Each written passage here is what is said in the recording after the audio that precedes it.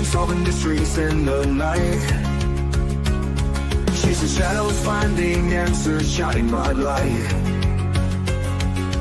No one's left behind, in the darkness all alone. With a heart like a siren, she brings the lost ones home. Silent cries in the dark no longer have to be, for justice wheels keep turning, granny on the beat. Broken voices find their power, call out hope again. When these crime busters run, no victims left in vain. Bravery in her veins, truth she won't disguise. With a fire in her eyes, she's got nothing to deny. Granny fights for justice, never backs down from the call. For the voiceless and the missing, she'll stand tall.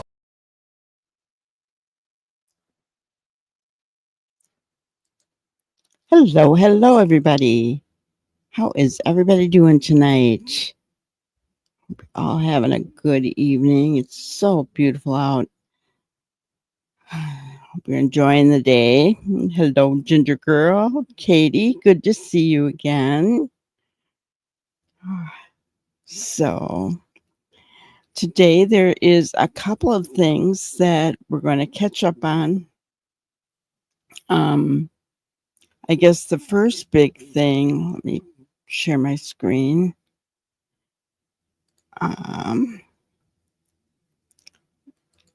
See if you guys can see that all right. So it looks as though at night, Dog, Seth, Tony, Andra, Brittany, Christina, Hong, Julia, and Nick filed a notice of appeal against some people. I'm not even going to mention their names, right? Just so an appeal has been filed. The date of the filing is 5/10/25 by Joseph Lesniak. So there's that news. And yeah, I don't really get into talking too much about lawsuits and stuff like that because, I don't have anything against them pursuing this. All I'm saying is I want to focus on Sebastian, but it is news and, it's out there. So I shared it, but we're not really going to go into the actual lawsuit. Hello, Factory Girl. Good to see you. So there's that. The next thing I wanted to go over is our spotlight on the missing, as always. Lervin Danelia, that's a hard one, Galeas Brizuela, has been missing since July 24th, 2024. There's 2 different pictures of her there, guys. Last seen in Morristown, Tennessee, 14 years old, 5 feet 9 inches tall. Her weight is unknown, black hair and brown eyes. If anybody knows anything about Lervin's disappearance or where she might be, please call Morristown PD 911 or 1-800-GBI-FIND. Ana Inez Ramos Martin, missing since October 13th, 2023. Wow. Year and a half, guys. Last seen in Bedford County, Tennessee, 16 years old, 4 feet 10 inches tall, 120 pounds, black hair and brown eyes. If anybody knows anything about Anna's disappearance or whereabouts, please call 911, Bedford County Police Department, or 1-800-GBI-FIND. I did see a couple of statistics, guys. Something that really stood out to me. Every 40 seconds in the U.S., a child becomes missing or abducted. In 74% of cases, victims were dead within the first 3 hours of abduction. 74% of child abductions are girls. Every 40 seconds, a child becomes missing or abducted. 74% of those cases of victims are dead within the first 3 hours, guys.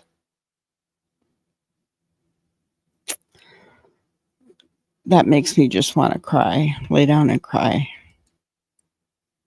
Types of child abduction: family abduction, stranger abduction, and acquaintance abduction. Just something that's when I saw those stats, I was just blown away. Just blown away. Hello, K9.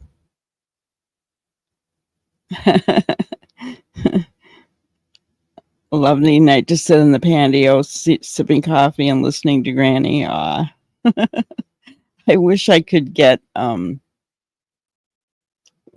out there, because I'd take my stuff and sit out there right now.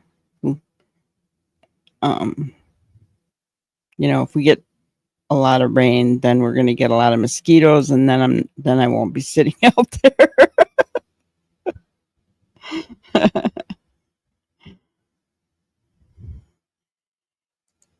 Yeah, right, Katie? That is crazy. And you're right. We only hear about a very few. I mean, that's why I'm trying to bring awareness by doing 2 new ones every day, every night. And yeah, because there's so many out there. In fact, we're going back into 2023 now for Tennessee. So then I thought, well, maybe I should be doing more up-to-date ones. And then I thought, I don't know what to do. If they've been gone since 2023, their pick needs to be out there too, right? I mean, I don't know. I don't know. I'll have to think about it and pray on it for a while. Way too cold there today. Black flies are bad there right now. Oh, yeah.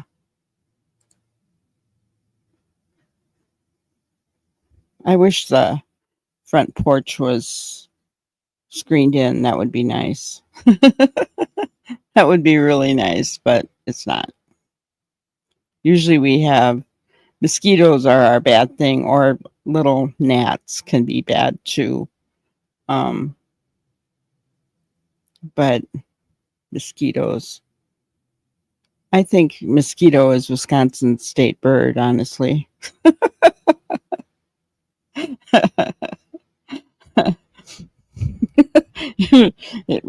It should be. They get big here. They get really big here, especially after a rain. Oh my gosh. Ugh, horrible.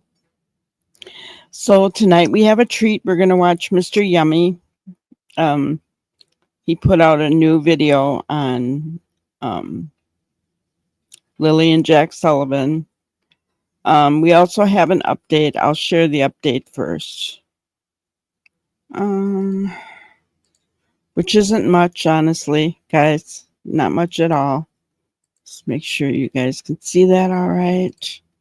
I'll make it a little bigger. Okay.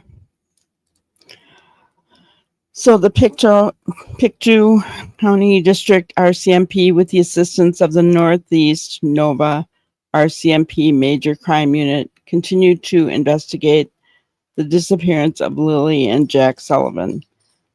Isn't Lily with one L, or is it with 2 L's? I'm seeing it both ways, and I always thought it was 1 L. I don't know.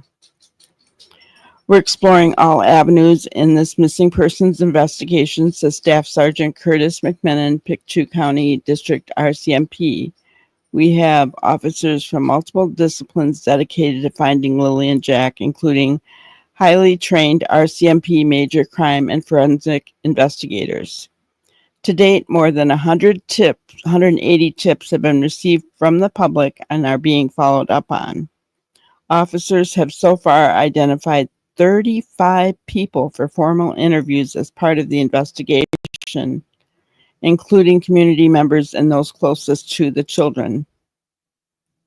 35 is a lot of people to interview, guys. Makes me wonder,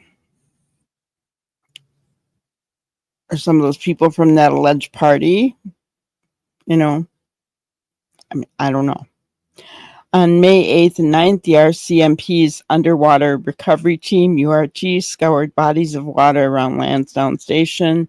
URT's two-day operation didn't uncover any evidence. Well, that's good. It means they weren't in the water. Bad that we don't know where they are, right? We continue to work day and night on this file, says Staff Sergeant McKinnon. Like all Nova Scotians, we want answers and we want to know what happened to these children. On May 2nd at approximately 10 a.m., Pictou County District RCMP received a report that Lily and Jack were missing. They were believed to have wandered away from their home on Garlick Road. A multi-agency search and missing persons investigation began immediately. The search, which was scaled back to specific areas on May 7th, has covered 5.5 square kilometers of heavily wooded rural terrain in the Garlick Road area. It has involved up to 160 trained volunteer searchers and many others, and tens of thousands of search hours. Efforts to locate Lily and Jack also included 2 vulnerable missing person alerts. Anyone with information on the whereabouts of Lily and Jack is asked to contact Pictou County District RCMP at 902-485-4333. To remain anonymous, contact Nova Scotia Crime Stoppers toll-free at 1-800-222-TIPS 8477.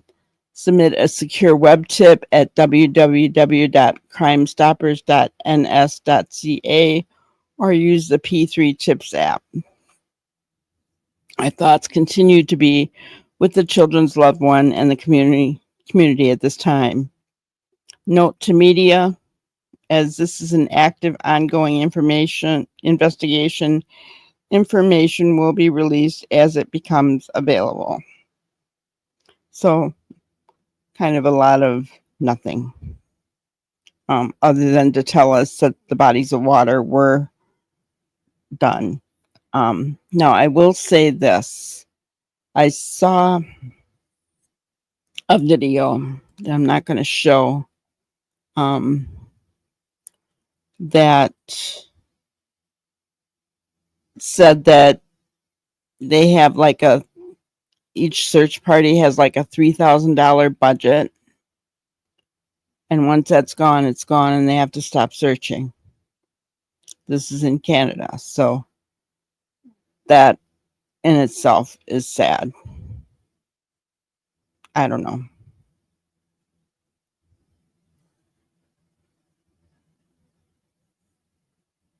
Okay, let's see. The bees are out here keep getting inside. I rescue them, put them out. You rescue them? You're so sweet, Canine.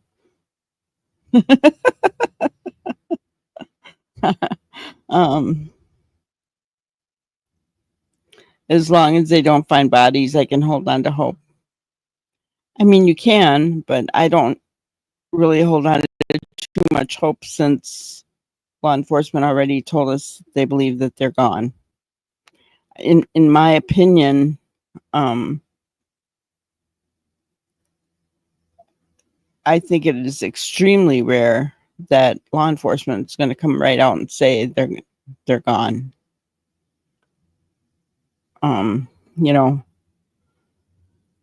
So it makes me wonder what information, what evidence do they have to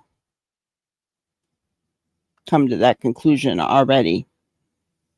I mean, it just makes me wonder, right? Which is sad, right? It's sad um,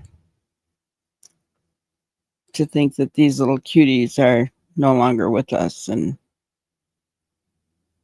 just yeah, look at those smiles, guys. Right? Yeah, I don't know. It just breaks my heart. Breaks my heart. Um, so we can go on over to Mr. Yummy's video. It is 9 minutes long, but we'll stop at certain points and talk about it, which he's really, but then again, I guess the videos that the parent did are short as well. So um, I don't know, but he just called this video disturbing new details. So I haven't watched it. I thought I'd just watch and react right along with you guys. So here we go. She has no phone reception, but she does have photo of the two kids. The 6-year-old is the girl, I believe, and she's wearing pink. The 4-year-old is wearing some blue dinosaur boots. The drone operator is still on scene with the mom, so.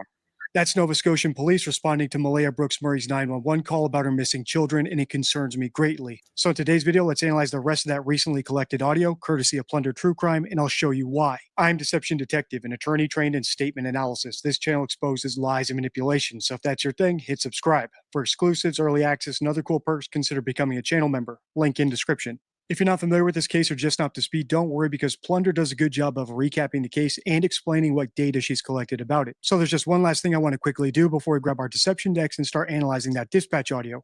And that's play a clip from my first video in this series so you understand how I approach new cases like this one, where details are sparse and stories are still developing. If you've been here for a while, you'll know that I'm a big proponent of Bayesian reasoning. In other words, our baseline is set at the statistically most likely scenario. In the case of missing children, one of the most likely scenarios is that they wandered off and got lost. So any evidence that suggests that theory will weigh heavily right away.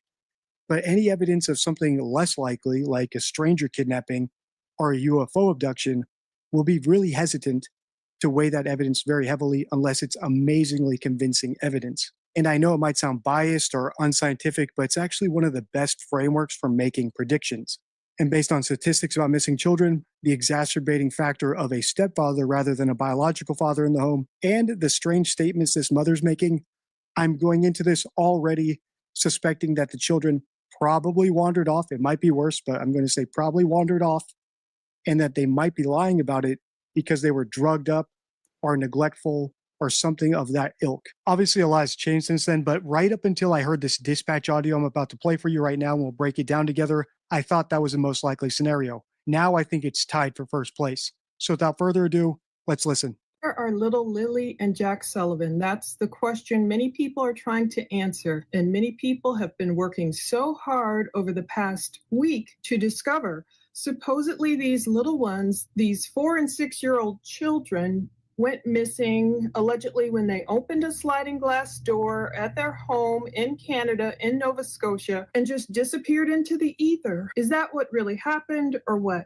I've been digging into this case, and I've dug into 48 hours worth of dispatch. The available archives, that's why I get a professional account over on Broadcastify, because I want to be able to just find data, find helpful information in cases like these, especially a case like this where the rumors are running rampant. So let's try and talk about facts. I went over 48 hours worth of audio, pulled it into my editor, and I've extracted about 30 minutes worth of information I found interesting or relevant, not just the communications trying to figure out logistics and stuff. So that's the recap of the case in case you weren't familiar with it. And as you can see, before we even start listening to the audio that Paula has collected, there's red flags flying everywhere. We have 2 little children who vanished without a trace. And when I analyzed the mother in that video I played a clip from earlier, I found her to be deceptive. I especially noted that she was insistent that she immediately called 911. So hopefully when I play this next clip of dispatch audio, you'll recognize why I'm pointing that out. All right, let's listen. She has no phone reception, but she does have photo of the two kids. The 6-year-old is the girl, I believe, and she's wearing pink. The 4-year-old is wearing some blue dinosaur boots. So yeah, I think that's all we kind of have right now. The drone operator is still on scene with the mom, so Just make sure mom stays close to the house there in case they happen to sneak out and get back into the house. This is a Canadian case, so it might be a while before we get that 911 call audio, if ever. But based on the clues that we have here, we can deduce that the mother did not have enough reception at the house to send the police photos of her kids, which makes me wonder if she had enough reception to call 911 from the house. Or did she have to drive somewhere else to do that too? If you've been here for a while, you'll know that it's never a good sign when the parent of a missing child takes a long drive right after calling 911 or before calling 911. We saw it in the Madeline So case where her mom's boyfriend drove miles away to dump her dead body. We also saw it in the Chris Watts case where he drove far away to dump his dead children. The thing is, all those cases happened in urban and suburban areas, so those long drives were able to be tracked pretty precisely with cell phone tower pings, CCTV cameras, Ring doorbell cameras, and even eyewitnesses. Meanwhile, this case happened in rural Nova Scotia, so my big question is, if Malaya didn't have enough reception to send photos of her kids to the police, did she at least have enough reception to call 911, or did she have a landline? And if not, how far away did she have to go to get that reception? Does she just have to walk down the driveway, or does she have to drive a couple miles? So I've heard that too, that there's no cell phone coverage in that area. So wouldn't they have a landline? That's my question. I mean, I'm just saying.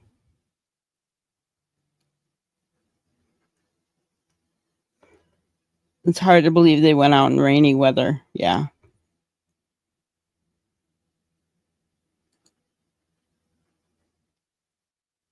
Yep. I heard that too, that the boyfriend took off and he was looking in culverts. Why? I mean, I don't get that. Maybe because it was raining. Is that why he looked in culverts? I mean, I don't know.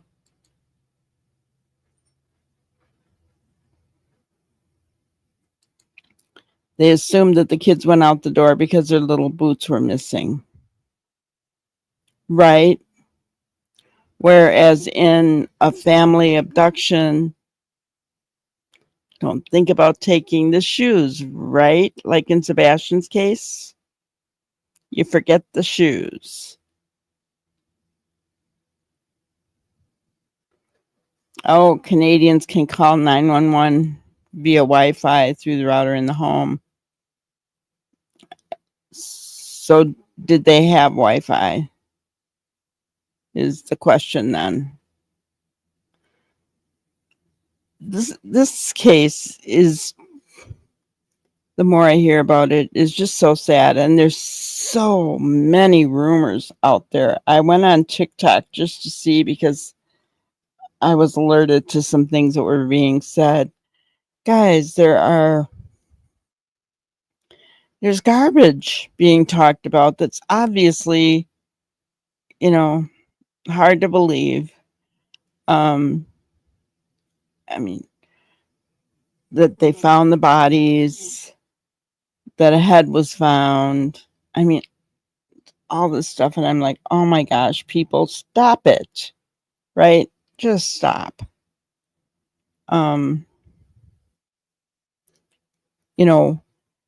We do know, and a neighbor showed pictures of the police being back in the driveway again. And Dan was standing out front talking to officers. So and I heard that they were searching underneath the house, which surprised me that they didn't do that the first day. I mean, I don't know. But then again, look at the way things happened in Sebastian's case. They didn't treat it like a crime scene from the get-go, right? And we were all like, why didn't they, right? Any of us know the circumstances surrounding law enforcement and Proud Feet and Bower Stocks in that area. We kind of know why, but You were guessing that they like to play in them or something. Well, I mean, when you look at the home and where they play, it would not surprise me that they would not be afraid to go into the abnormal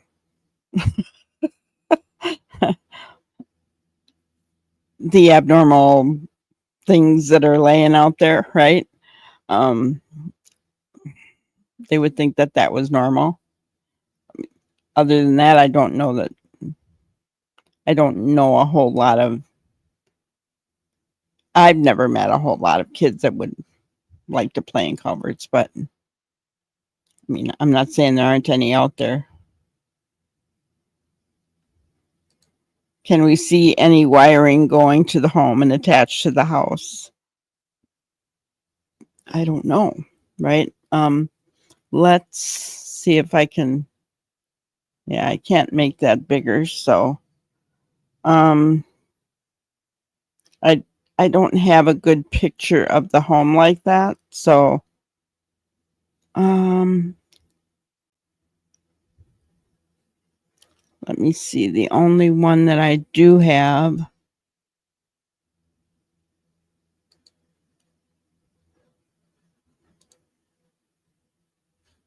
is this one.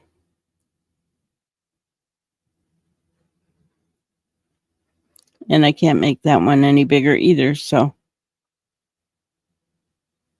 it's kind of hard to tell. There is a is that a wire or is what is that? I don't know. Not sure. Um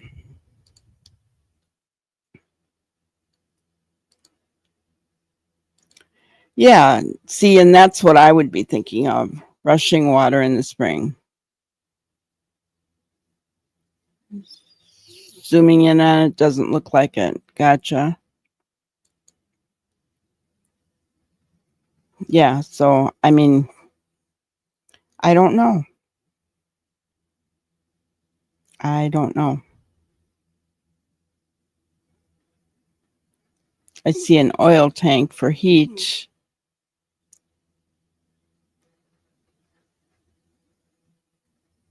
Gotcha.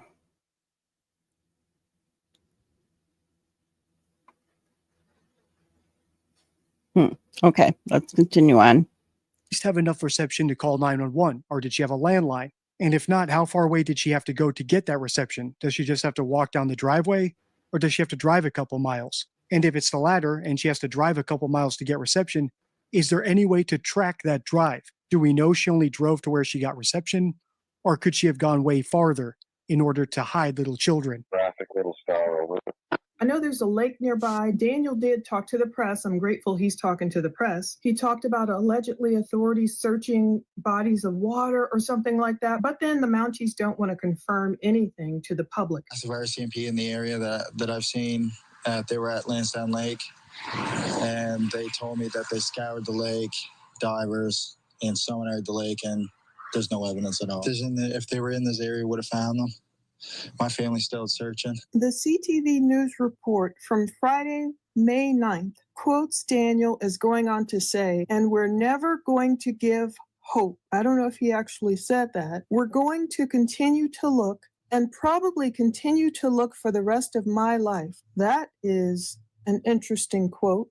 I hope we get that video of him too. The rest of him saying that, because those are quite a couple of quotes. I don't know if he meant to say we're never going to give up hope, and that's what he actually said, and it's a misprint. But he's expecting to look for the rest of his life as if he'll never find Lily and Jack. So if they're looking... Well, I agree with her that he'll probably keep looking for the rest of his life is an odd quote, right? Because why would you? I mean, at some point, if you've exhausted all the land around your home, why would you continue looking for the rest of your life?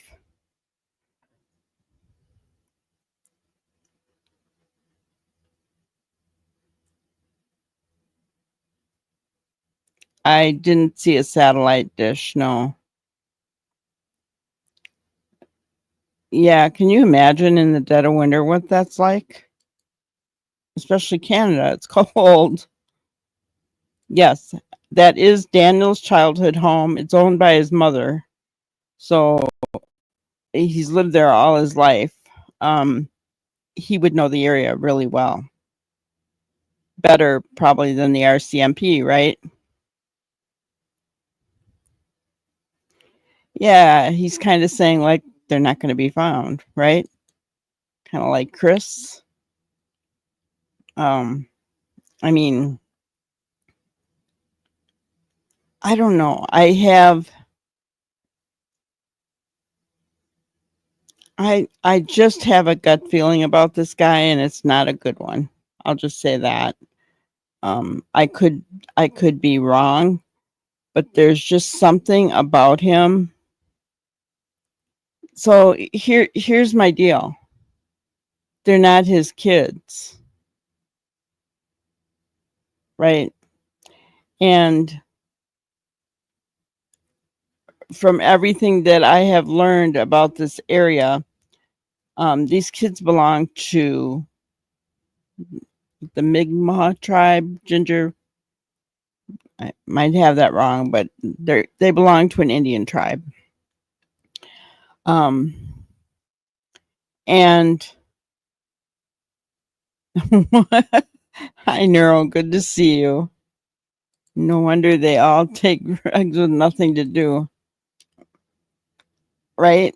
I mean, they have no probably, you know, sketchy internet if they have any at all, right? And no phones, no cell phone technology. Um, I I don't know. He hits me the wrong way. He really does. He hits me the wrong way. Everything that I've learned about that area and about the tribes is there's a lot of racism that's going on. And it's not a good thing. So I mean, I just don't know. And Ginger calls him Mr. Pokemon because he has a YouTube channel, guys. Let's see if I can find it.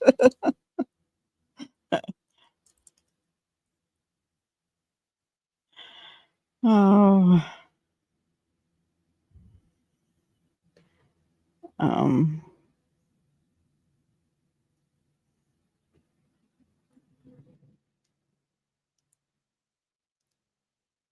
I'm getting a different Dan Martell coming up on my screen.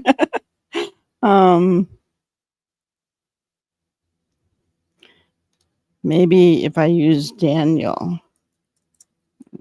So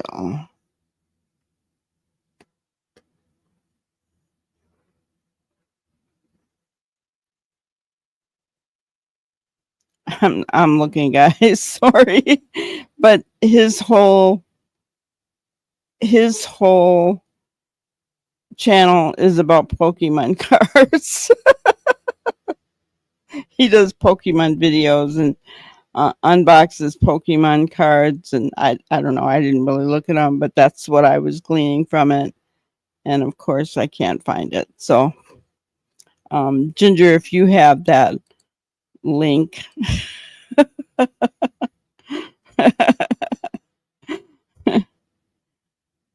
Yeah, that's very true. He must have had a way to connect to that. That's true. So they must have had something. Okay, here it is. Um,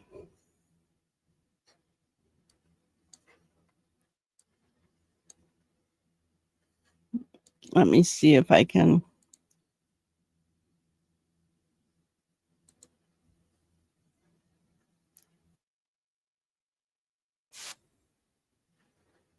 Okay.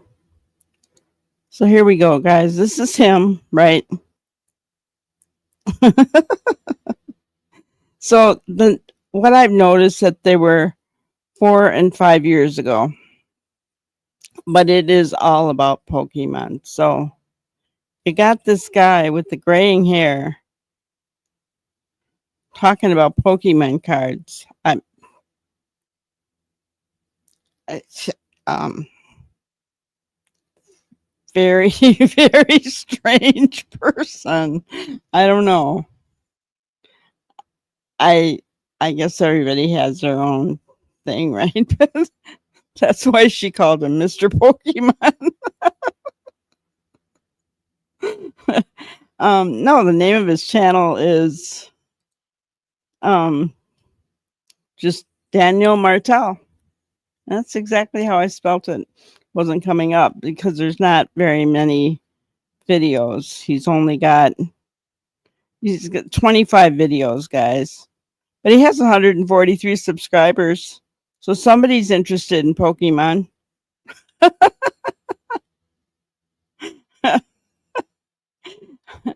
Is that because he met Malaya and they have baby. The baby's like what? Almost 2 year and a half or whatever. And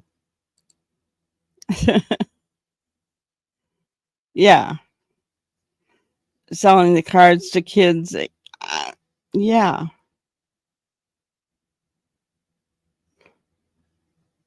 Yeah. So I mean, I agree. It gives me bad vibes.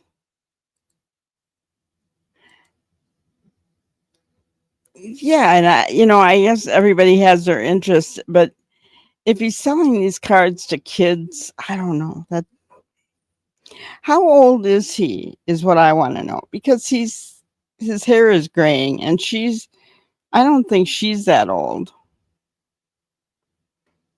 Malaya. But yeah, I kind of wonder how old he is in my opinion. Like is he heading to 50 and is she like heading to 30? You know what I'm saying? It just seems like there's probably a big age difference there. She's 28. Okay. Really? He's only 33? Is that how old he is?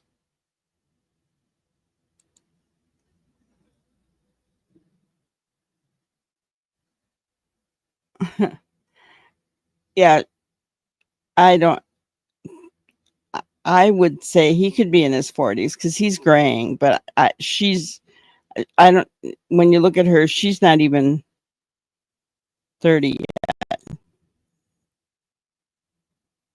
Well, that's true. The drugs and alcohol age you. Yeah, that's true.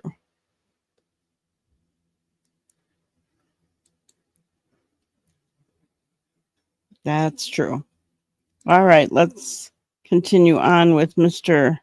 Yummy here. And finding like little stickers that shows you the detail. And I think this was really late at night, if I'm not mistaken. I have different times on the audio, and I'm like, Oh, I did want to say he is playing Plunder's videos, and guys, she is really good. She pays for information from the courts and everything else. She does a really good, research. She's really, really good. So if you have never followed her and you're wondering, you know, um, she, I don't think she interacts with people on her channel. I mean, I don't know. I haven't watched her enough, but um, she basically does the research and tells about it, right?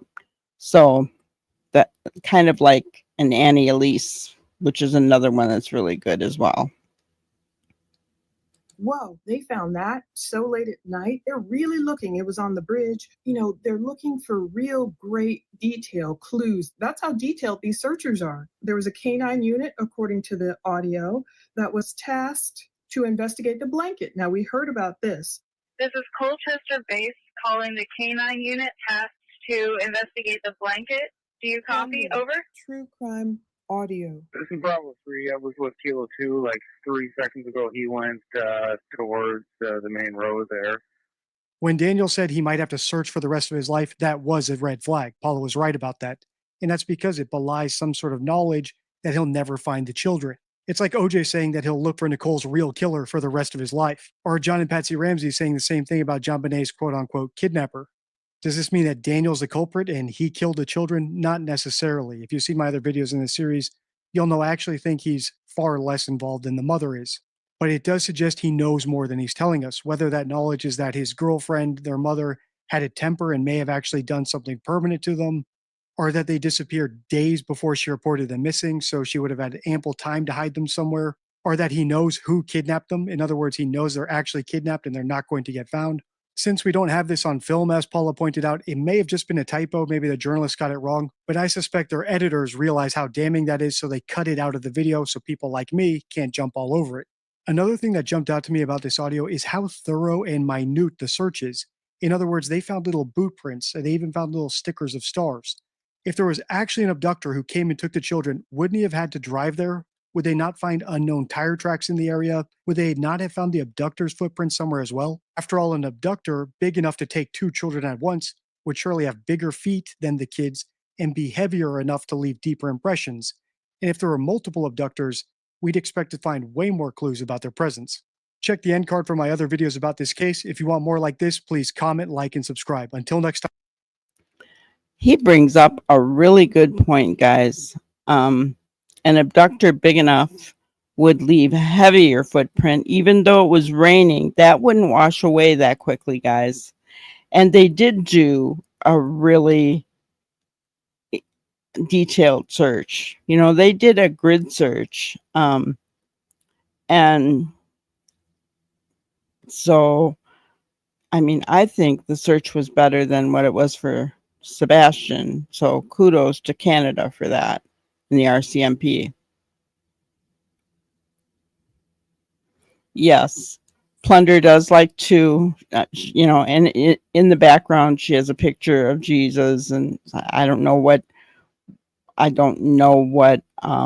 religion she is or anything like that, but she does throw scripture in.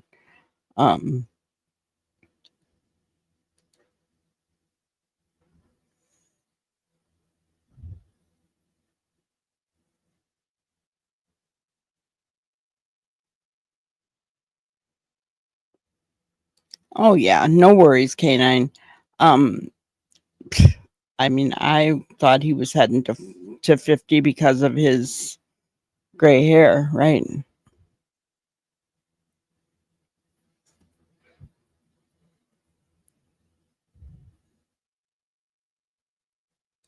That's a good point. Why wouldn't Daniel check his mom's and brother's trailer first before jumping in the car, right? Yeah, he's doing a KK, right? I mean, yeah, exactly. You don't look for something when you know where it is. But if you're worried about how you are perceived, you're going to do something to make yourself look better, right?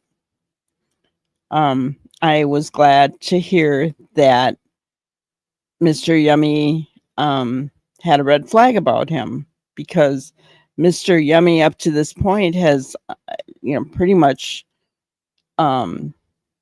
looked at Mom as the issue, which, you know, he sees what he sees, right? I'm not gonna condemn him for that. He, you know, he's been spot on. So I believe that he's a professional and he knows what he's doing. You know, it could just be that Daniel is just very good at deception, unlike CP, right?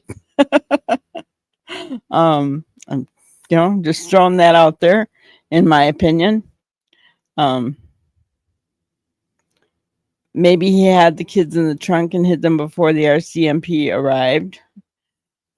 Maybe they were gone a couple of days before, my opinion.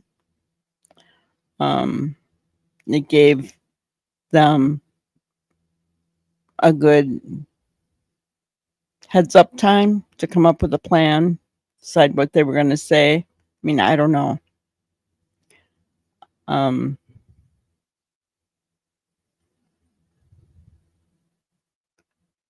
Yeah, scent dogs would have picked it up in the car. That's true. Especially in the trunk. That would be suspicious, right?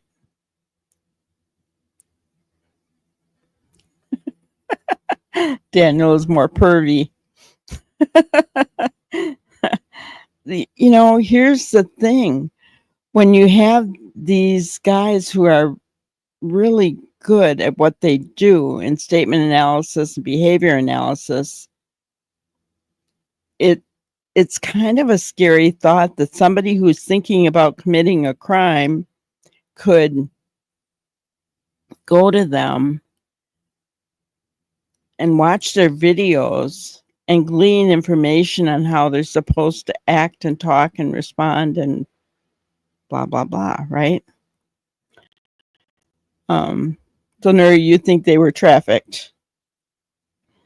I mean, and we don't even know for sure that there was a party there, right? We heard there was, but we don't know that for a fact. Law enforcement has not said it. Were they taken that night by someone that came to the party? Were they sold? But my real question is, what is it? What does law enforcement have that they don't believe the children are alive anymore? I'm just saying. And if you look at the stats, 74% of cases, the victims were dead within the first 3 hours of abduction.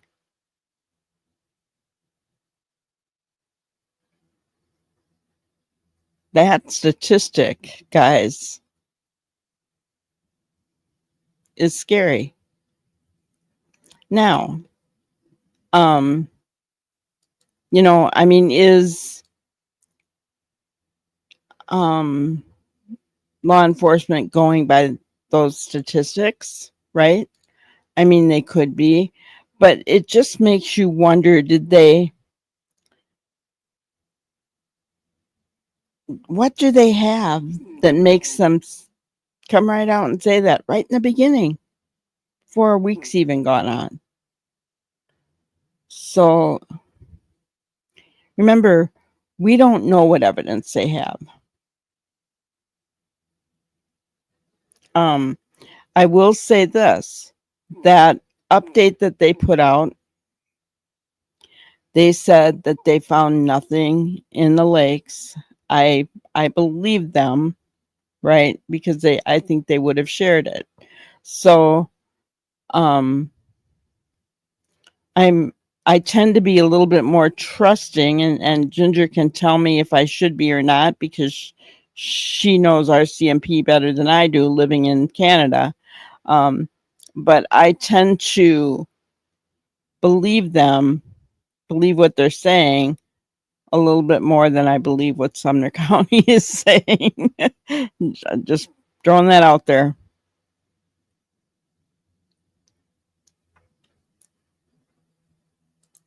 Yeah, they weren't abducted.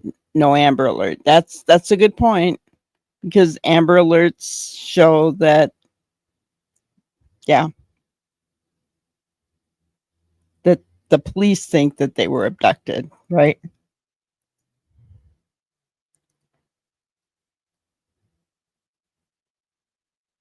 So, yeah, if the police really thought that, they would put an Amber Alert out. They don't believe that.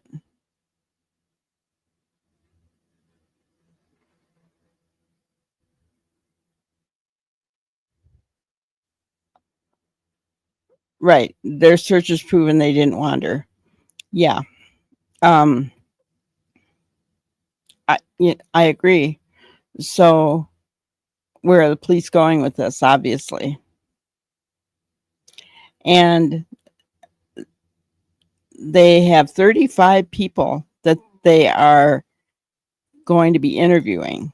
That's a lot of people.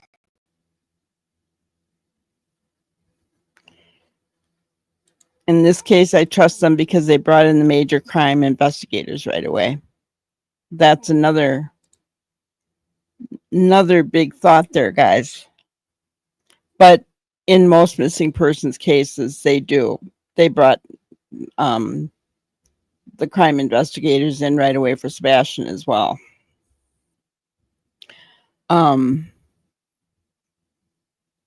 So, yeah, I mean, I just wish more was coming out, right? But we have to let our CMP do their job, right? And yeah, 180 tips is a good sign as well. That's a really good sign. Yeah. Yeah, that's what they said in the latest news release that they put out. So yeah, I forgot where I was going with that. But anyway, I think that they're doing a good job. All this other stuff that's going on behind the scenes and all the garbage, bodies found, heads found, that's all,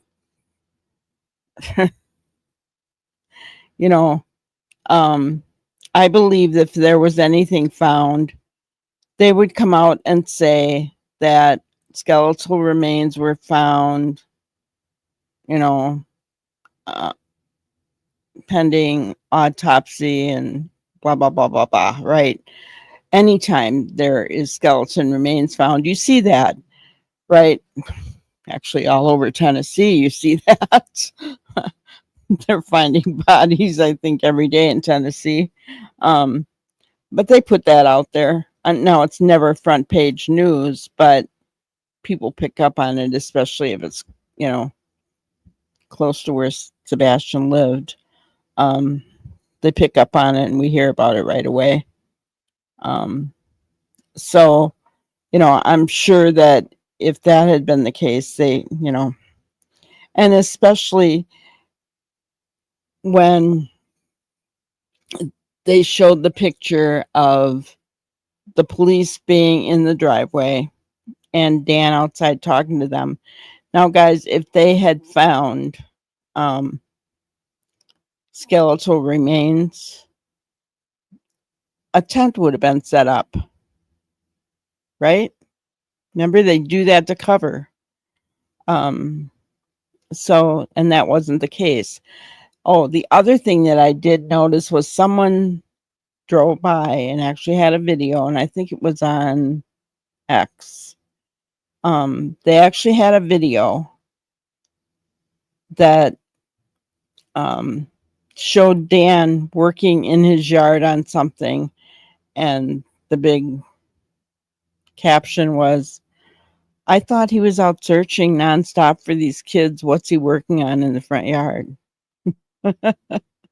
And he was outside working on something. So, man, I don't know.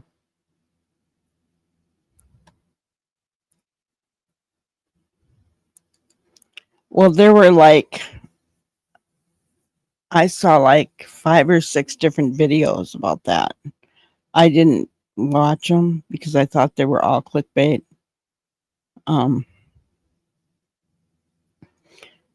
But I saw like 6 different ones.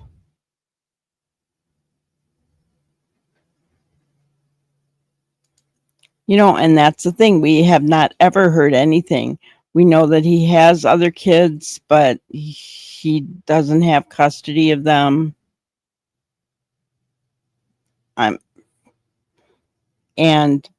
We do know that CPS said he cannot see the baby's name, Meadow.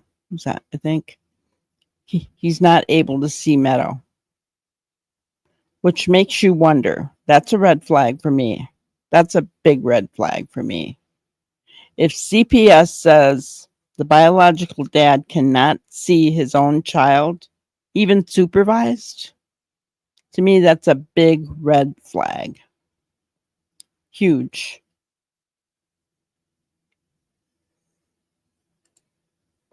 That's true. If they had found drug or paraphernalia, they would have arrested and charged Daniel and the mom. That's true.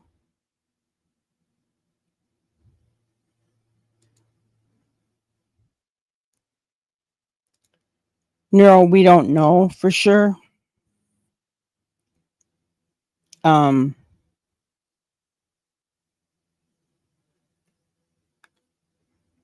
There's different stories out there.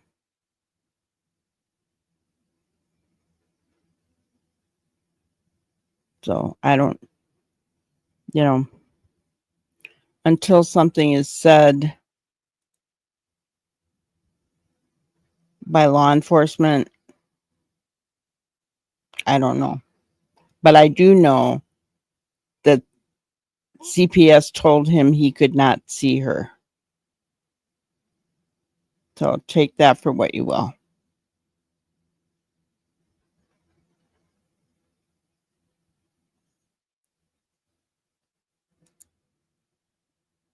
But is there proof of that, Ginger? That the baby's on the reserve with the mother?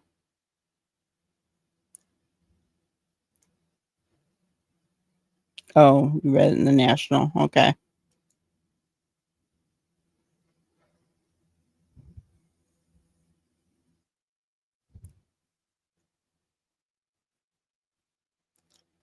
Yeah. Is he on a register of some kind? That he has no access to any of his children.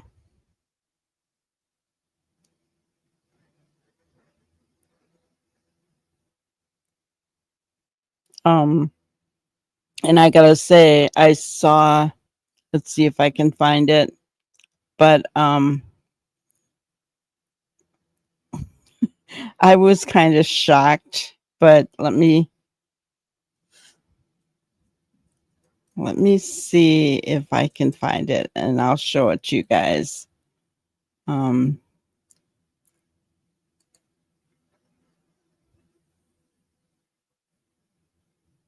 Okay, here it is. So I'll share my screen. So Mr. Yummy put out a question to everyone.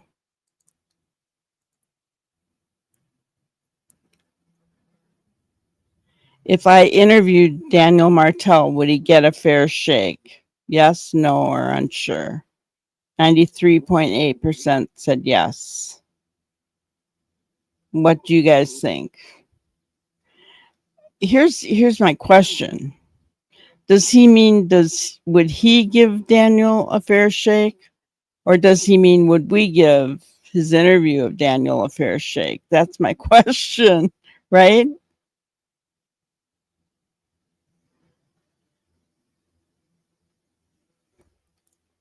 You know what I'm saying? So what does he mean there?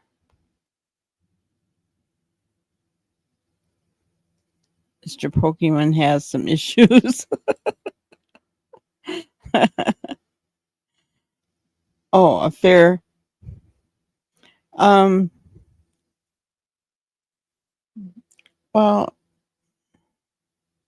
how do I explain that? I've just heard it so often I know what it is, but it's a good question. A valid question, Neryl. Would we look at it fairly? Or would he treat him fairly, kind of thing?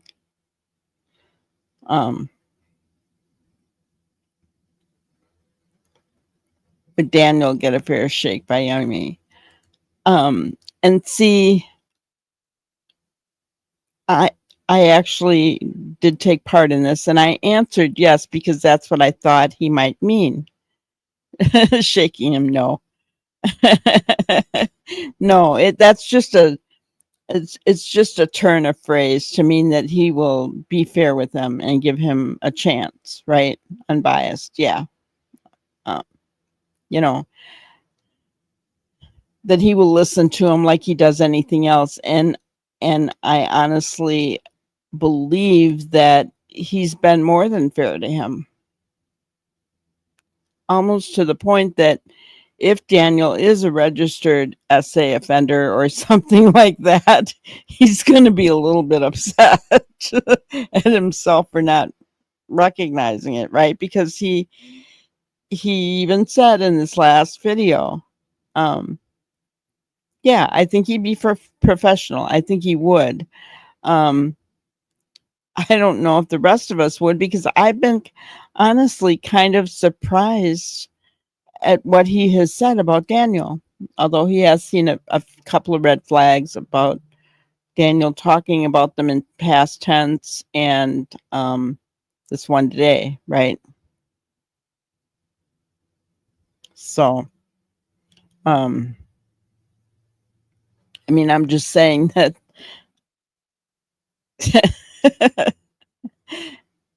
it would be interesting if he did.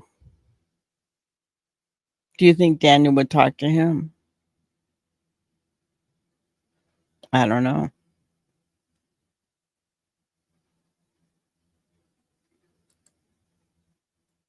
Well, you know Canada better than we do, Ginger. Mama's in some kind of protective custody and isn't to talk to or have contact with Daniel and his family.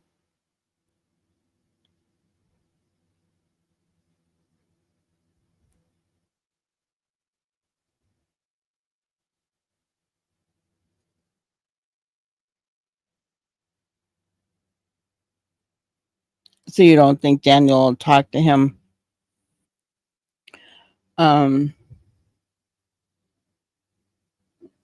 I know that there was a big argument, right? And that RCMP told her to leave. And Daniel then said he asked her to leave because they were blaming him. And it's his mom's property, blah, blah, right? And mom corroborated that, evidently. So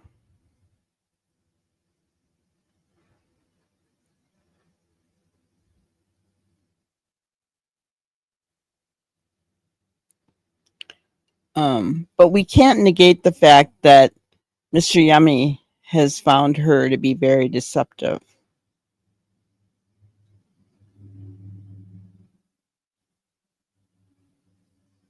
So,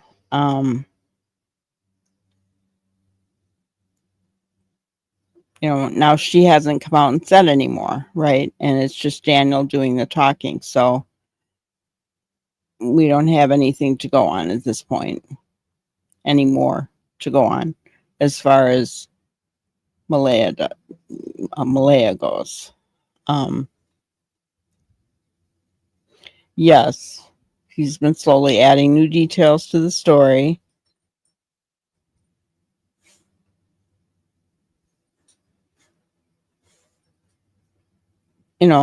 Have they separated them?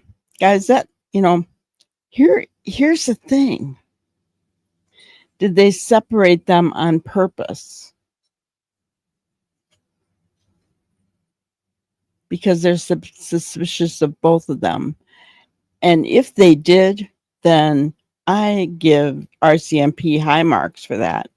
The reason that I say that, think in the beginning if CP and KP had been separated from the beginning. I'm just saying.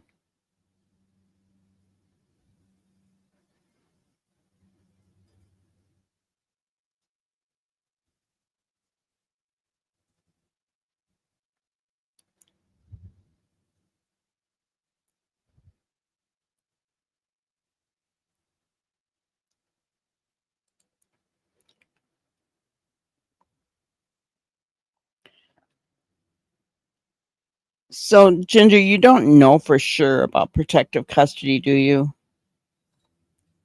I mean, that's just your opinion, right? I haven't read anything about any kind of protective custody.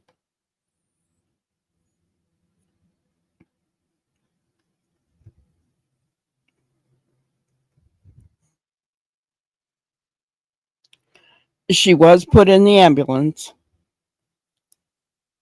and she left the briefing early, which people are really looking down on her for, but she was put in an ambulance. So she was upset about something. Whether she was in protective custody or not, though, I don't know that we know that for sure. But, you know, Ginger is from Canada and she knows sometimes how those things go, but we really need to try to stick with the facts as much as we can.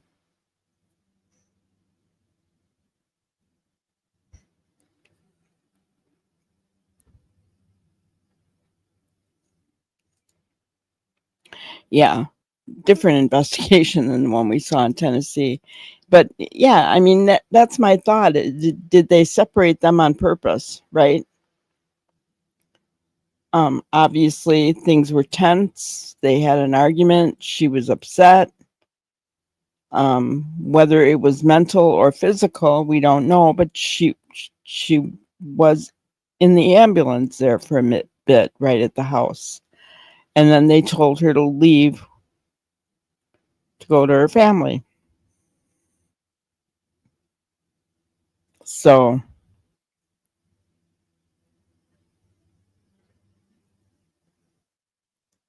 um, hello, Maggie. Good to see you.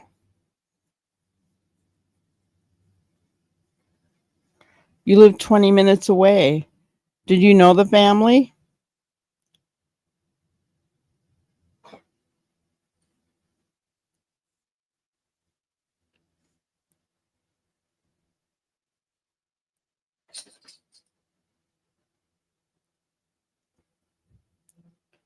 Yeah, Neuro. And who does that remind you of? Hello, Michelle. Oh, you didn't know the family. Okay. Gotcha.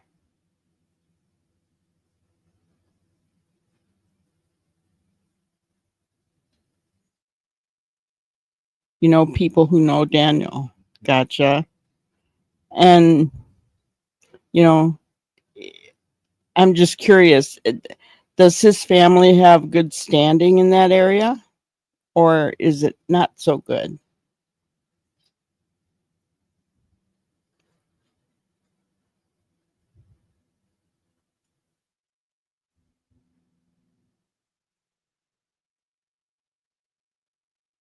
Really curious. It's always wonderful to know if, you know, someone who's in the area.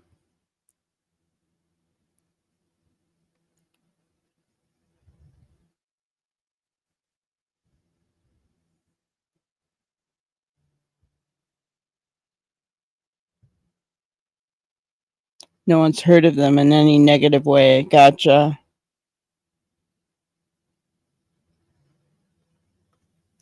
Yeah. Are people in that area, they're landowners who work. Gotcha.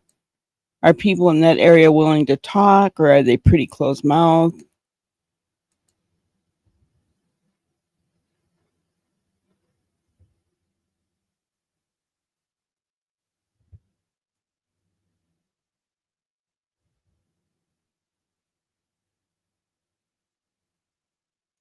The mother's not from there. Yeah.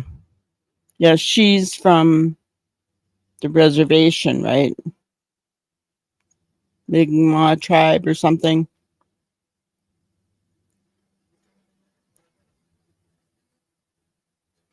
Interesting.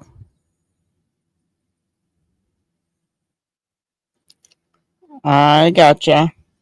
Yeah, and I don't blame you guys. After everything that went on in the Sebastian Rogers case with the neighbors, I don't blame neighbors for not wanting to speak out. I don't. But you talk to one another. That makes sense. Yeah. She's from Wentworth. Gotcha.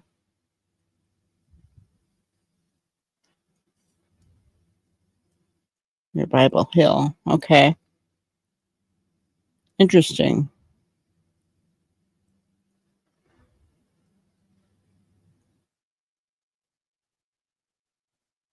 So, did you hear anything about her being told to leave or anything? About being treated in an ambulance, stuff like that? Did you hear anything like that?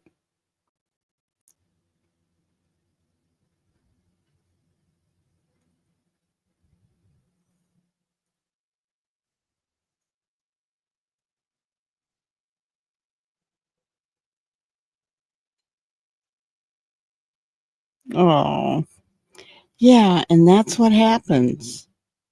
Young boy 30 minutes from here went missing in 2020. The media ripped his parents apart. That's so sad. I hate that. It happened in Sebastian's case. It's happened, probably going to happen in this case too.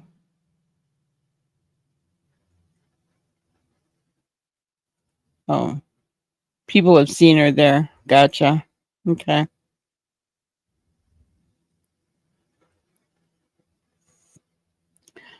So, as far as you know, is she, or maybe you don't know, is she in protective custody?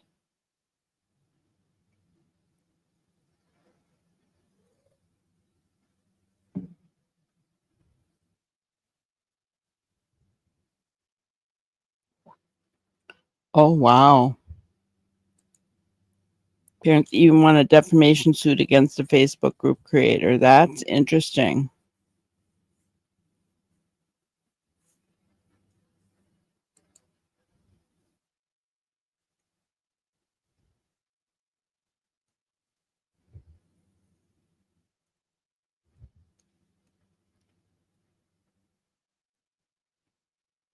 Children's Aid may be helping her, keeping an eye on her. Gotcha. Okay, so that's coming from a couple of different Canadians. So, yeah, that makes sense. Oh, we appreciate you coming here. That Dylan. Gotcha. Okay. Oh, they weren't his boots.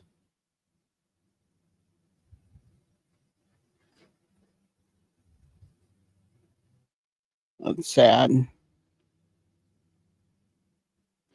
So, Maggie, what is the consensus? Do people around there think that the children are no longer alive, or do they? Yeah, no worries. Happy to have anybody here, and I try to provide a place that's drama free. We don't like the hate and the garbage that goes on out there in YouTube land, so we keep the haters away. They come in here, they're gone. The minute they show any kind of hate, they're gone. Because I just, life's too short, right? Um, so, you know, I want people to feel free to say what they think, right?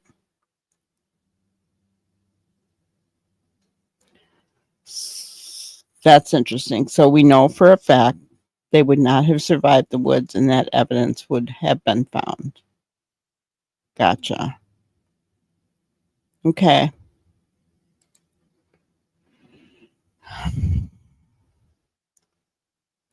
And there's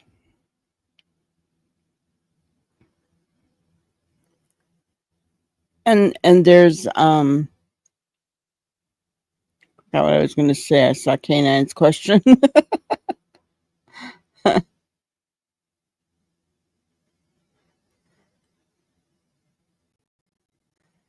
Oh, I know what I was gonna say. So there's really no evidence that they wandered into the woods as far as past that boot print that they found.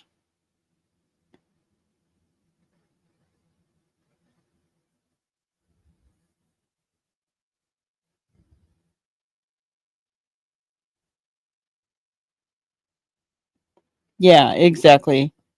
The likelihood of a stranger abduction is unreal.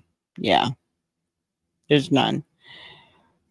So that kind of says familial abduction of some sort. Yeah. Oh, that's so sad. It's one of the things that we talk about here on the channel is our children are our future and they need to be better protected than this. And I don't understand how parents nowadays are not keeping a really good eye on their children, right? When you look at Summer Wells, when you think of what happened with Sebastian and now Lily and Jack, um, you know, it's just heartbreaking, heart-wrenching. Yeah, I agree with Ginger. Ginger is a local to Canada as well. Um, so we really, really do appreciate you coming in and telling us your thoughts, Maggie. Yeah, absolutely. You're welcome here anytime, hon. Anytime. We're happy to have you. You know, we don't want you to feel like you're used because we're asking you all these questions, though. So I don't want you to feel that way either. We're just curious, right? We're just curious. We'd like to kind of figure this out, but I don't, it's not really for us to figure it out, you know, inquiring minds and hearts toward children who don't belong, missing, or worse, right? So it's very, very sad. Oh, yeah, it is. I know what you're saying. In the beginning, I was, watching and joining groups, especially about Sebastian and others, and I really came to the conclusion, not only for my sanity, but for everyone in my chat, we've built such a good family here that we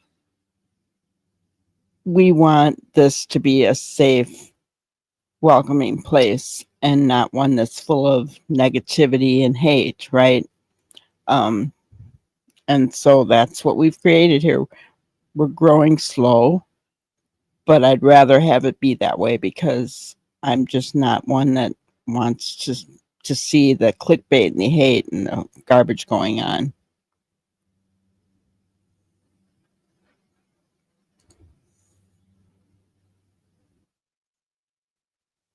Uh, yeah, I can imagine you're that close. It's got to be terrifying for you. And do you have children, Maggie, or are your children grown or?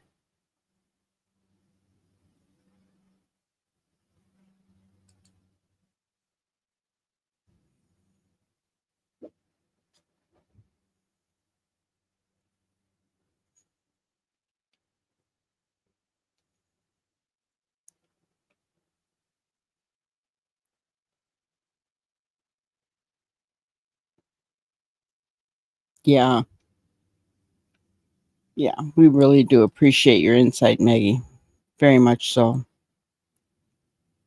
And yes, that's another thing we do here is, um, all of us have our own prayer, right? We send out prayer um, to those in need, and your community, I can imagine, needs it more than anything. It's got to be horrible. I can't even imagine what that's got to feel like.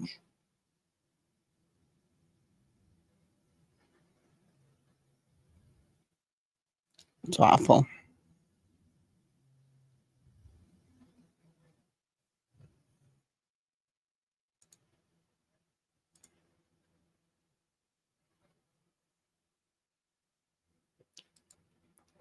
For sure, things like this really throw community into a spin.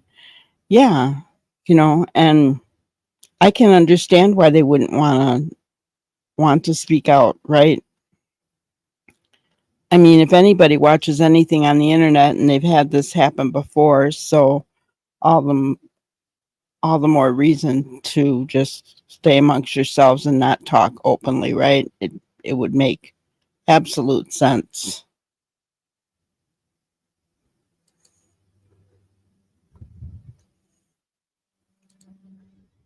Never had anything that brought in so much attention either. Yeah. Yeah. You go from being pretty rural to having all kinds of attention brought on that community. That's never an easy thing. And rare, which is not like Tennessee. Exactly, Neural. Tennessee, yeah. The last major crime there was 2011. Wow.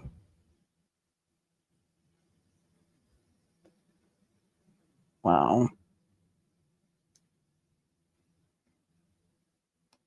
That's crazy.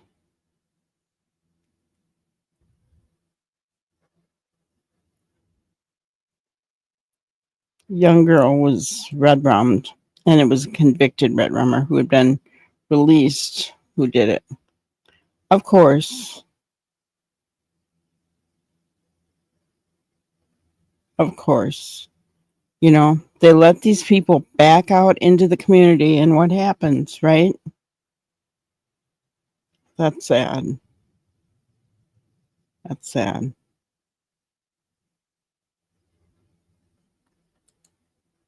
Yeah, community is everything, and small towns do like their privacy. Um, you know, and when you see cases like the Sebastian Rogers case where everybody has gone after the neighbors or even accusing neighbors' kids of things, and it's you can't help but say I'm sticking to myself here, because they come at you then, you know. It's never a good thing. It's never a good thing.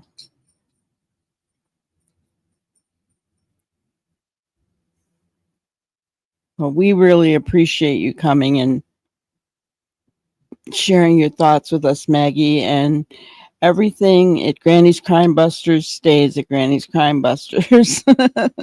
As far as our chat goes, we're non-judgmental and we care about each other. So,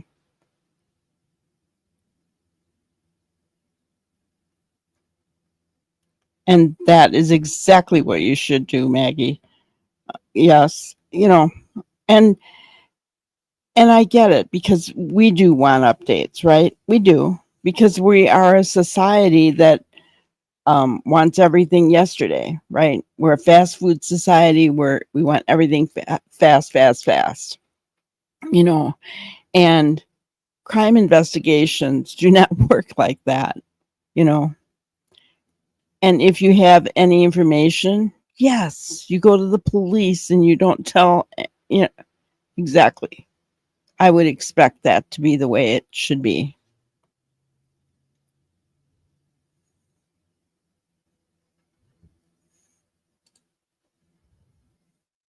Yeah. National spotlight on your community. And you have to be concerned for your safety with all that going on, right? Your own safety and your children in the community. And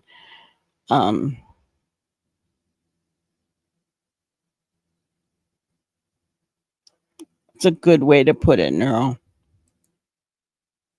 Everyone knows each other and relies on each other when times are hard. The world is behind Jack and Lily and everyone affected. Yeah, we really are. It would be wonderful to see a good outcome. I would really love that. I think we all would.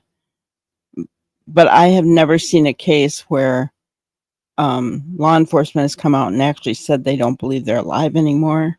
So that doesn't give me a whole lot of hope. But, you know, we can hope for justice and or for those children to be able to be laid to rest and in peace, right? Yes, that's so true, Ginger. Good crime investigation takes time, and it's never in our time. It's never in our time. We want it yesterday. I mean, how many of us want an answer to Sebastian's case? How many of us want an answer to Summer's case? Right?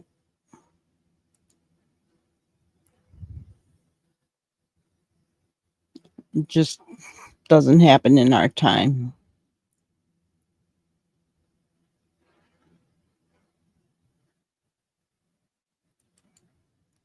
I know people have driven by their house, but there's no activity there now. I can't imagine other places where people would be camped out in their front yard.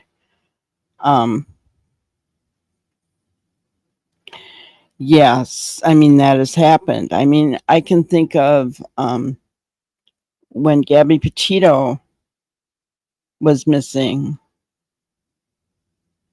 the media were camped out on the Laundries street, right? That that was crazy. So yeah, I mean, I would hope that they are staying away. Yes, and our Ginger is a diehard hopester. And it isn't that, you know, we don't want to be. I mean, I don't want to think about those precious children being gone, but when law enforcement says it, it's hard to have any kind of hope. But Ginger Girl's got it. Yeah, exactly, Kana. I love that for her. Good for you, Nura. I'm glad. Um I just struggle, because law enforcement is said and and the reason that I struggle when they say that, I mean, you never hear them say that, guys. So that's why, you know, the hope is hard for me right now because they don't usually come out and say that, right? So it's very, very, very, very hard.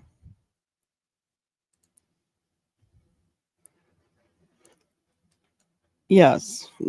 I mean, the laundries, they were putting laundry baskets out in their yard and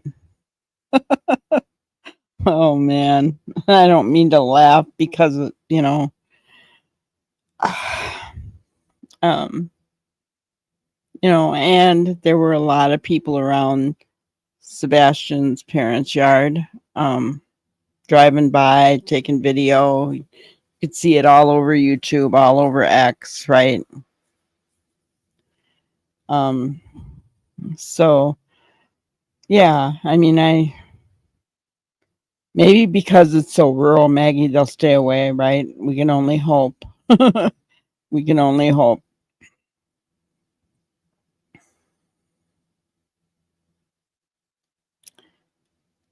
Yeah. Yeah. Ginger nailed it right in the head. It is sad to have to hear rumors about a community you love, knowing that 2 children went missing, right? And yeah. And that they're still out there somewhere.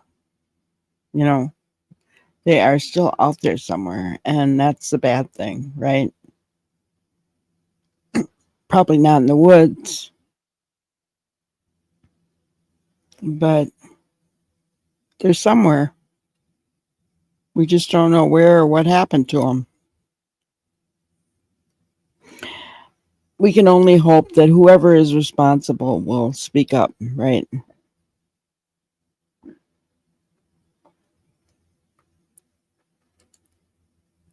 the people who aren't from here don't understand how small and close we all are.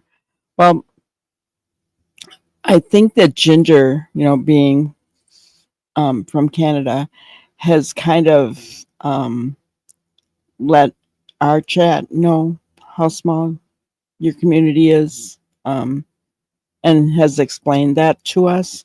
So I think we have some kind of an understanding. I come from a small town myself, so I do, but I'm in America, which is a little bit different. But um, and I actually lived in a little town that had 200 people in it, so I I get it, right? I do understand small communities and how everyone bonds together. You'll know each other. You choose not to. Yeah, it's got to be very difficult.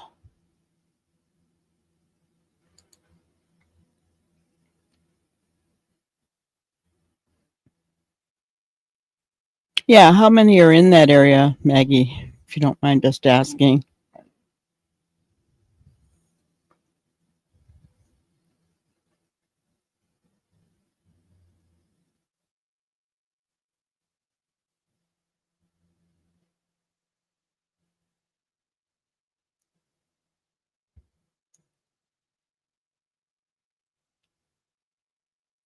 I've never thought to see what the population of Lansdowne is. Yeah. Well, yeah. I mean, because it makes you wonder if two children can go missing. I mean, it's scary. It's scary. No matter what you think, no matter what you think, whether you think parents could be responsible, whether you think that, which 43,000. Gotcha. Oh, well, the town that I live in, Maggie, is 8,000. So I'm smaller than you, one that I currently live in. So yeah. Um,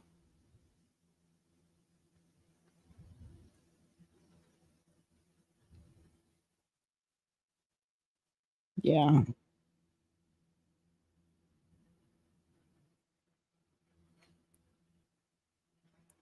But yeah, it's got to be tough though. Got to be hard. Well, you guys are in our thoughts and prayers, Maggie, for sure. Um, and when we say that here, we mean that, um, because we know that it can't be easy. We know that. So, good time to show my grannyism for today. There comes a time in life when you have to let go of all the pointless drama and the people who create it and surround yourself with people that make you laugh so hard you forget about the bad and focus solely on the good. After all, life is too short to be anything but happy. When I saw that today, I thought, oh gosh, we have been so inundated with hard stuff lately. You know, we talked about Summer Wells case and all the garbage going on in there. You guys were helping me to understand that case, and we'll continue to talk about it. Sebastian Rogers, now Lily and Jack, and then the others that I spotlight every single day, right? And sometimes we just have to let go of the drama and surround ourselves with people who make us laugh so that we can forget, even if it's just for an hour, guys, right? And focus solely on the good. That's why I try to laugh and be giggly most nights, right? Um, Not because I'm laughing at the bad that I'm talking about, but just because we need that laughter in our life and in our hearts every day. Ginger found her peace in the flower beds today. That's awesome.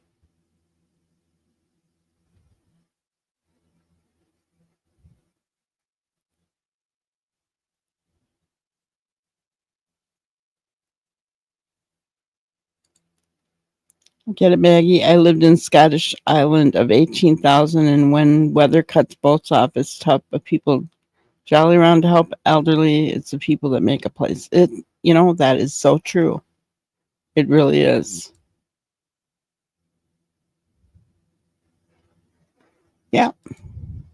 Sometimes you just have to take a break, take a walk, and smell the roses. Laugh. Laughter is good medicine, guys. It really is. It's good medicine, you know. And there are people who create the pointless drama, right? So we have to kind of, you know, that's why I like what you said, Maggie, about uh, all of you just kind of talking amongst yourselves and staying out of the public eye, because how good is that, right? You're protecting yourselves from all of the pointless drama and the people who create it. You guys are protecting yourselves. Okay. Well, thank you for being here. And you guys are in our thoughts and prayers. And you can tell your community that. Anyone who, wants to know, we do care. There are those of us out there who do care and don't want the drama.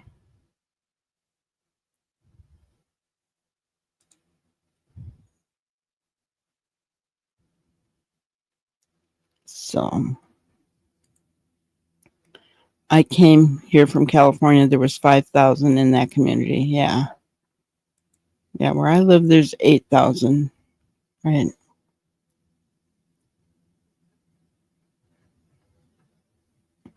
And where I went to high school, there was 8,000. I mean, it's kind of ironic. They're two different towns, but both had 8,000. So small communities for sure.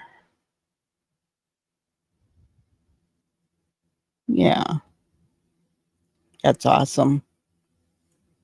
She certainly did. It was a blessing to have someone from that community come and share with us.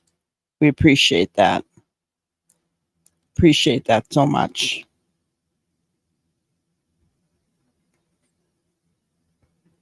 Um, you know, and guys, that is exactly one of the reasons why I don't go real life and seek out neighbors and parents, and because anything that they would say on my channel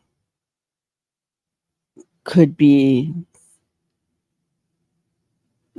misconstrued, taken, misconstrued, and just, you know, and I would hate for that to happen. That would bother me so much. I would feel like I was responsible for it by bringing them on, right? It's not that I don't want to have someone on my channel. I don't have a problem with that at all. But I don't want people to feel used and abused at all. My heart would break. Yeah. Praying for the RCMP to find the answers they need to bring closer to this. I agree. I agree.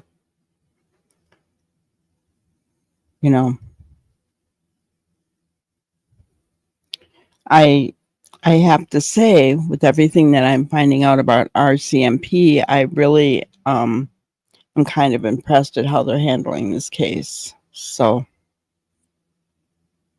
I'm hoping that continues and that we'll get answers soon, right?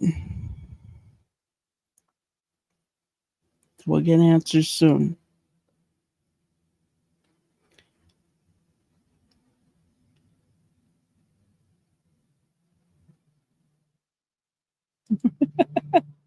I live in a dairy cow little town. Great cheese and butter here. I live in a dairy state. We are known for our cheese curds and cheese heads.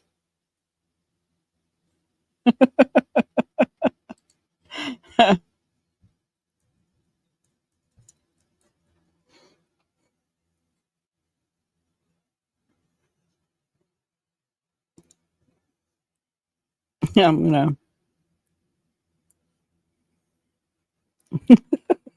gonna share my stream with you, even though I don't back them. This is what we're known for.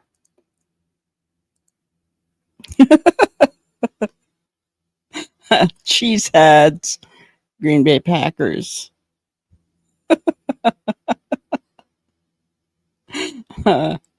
Oh man.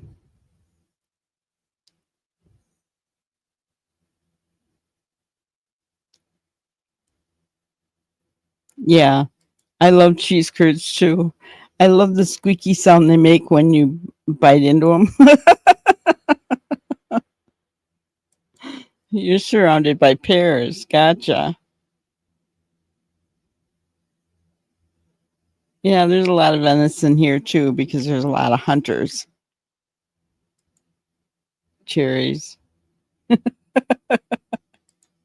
Yes, but I was born and raised in Chicago, so I am not a Green Bay Packer fan. But we are known for the cheeseheads in the state.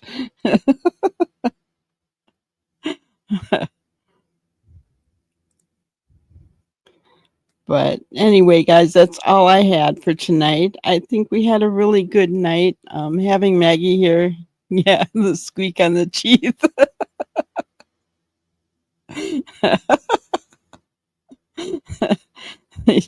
Unless you've had cheese curds and felt the squeak, you just don't know what it's like.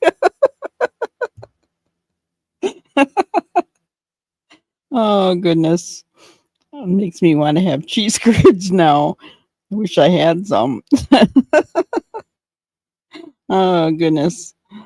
But anyway, guys, that's all I had for tonight. It was really a blessing to have Maggie here. Keep her in their community in your prayers, guys. That's not an easy thing.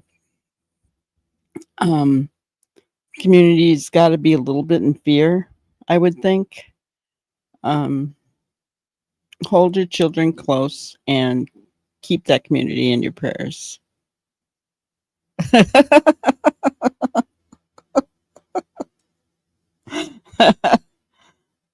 You're singing to your dog. Oh, all right. Well, thank you guys for being here. I appreciate you so much. Please, if you haven't already, hit the like on your way out. And everybody have a wonderful evening. Thank you for watching another episode of Granny's Crime Busters. We really appreciate each and every one of you. Don't forget to subscribe and like and even share the content. You can follow us on any of our other social media platforms at YouTube, Twitter, Instagram, Facebook, and TikTok. We really appreciate you guys, and you can also email us at granniescrimebusters@gmail.com. Thank you so much, and we will see you on the next one. Thanks, guys.